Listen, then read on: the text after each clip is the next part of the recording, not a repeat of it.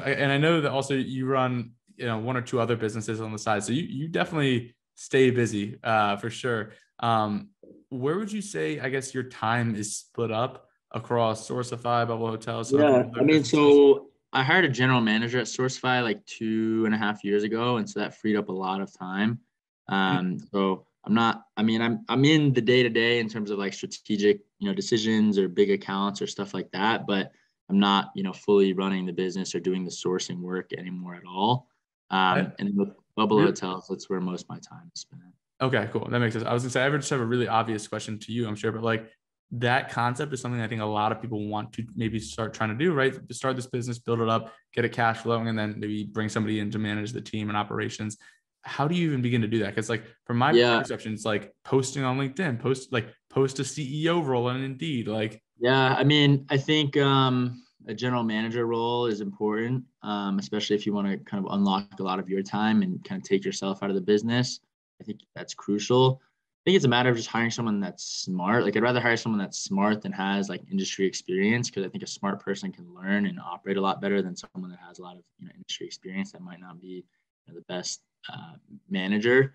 Um, and I mean, I think incentives are so crucial. Like, it depends on what you're trying to do with your business, right? Like, do you want to make sure customer satisfaction is 100%? Do you want to make sure your margin is the highest? Do you want to make sure your, sales are growing the fastest? Like, I think that is really crucial. Is think about the outcome and what incentives on your team are going to align with that. Like, I actually started. This is crazy story, but I don't know, it's freaking badass, man. Like, this is like the power of entrepreneurship, and I love doing this stuff. And I've tested a lot of ideas for fun over the past few years, but basically I started like a side hustle January 10th. I had bought a car, registered at Montana. The guy was using pen and paper to do the registration work, and you register a vehicle in Montana because there's no sales tax. And so I started a side hustle business where we register vehicles in Montana. Hired one person to go to the DMV every day and handle all of that. And last month that business did almost $50,000 with like a 33% net margin. And it's just like, it's so hands off. I don't touch it. And like, I think this year we'll do $500,000, like just having started January 10th.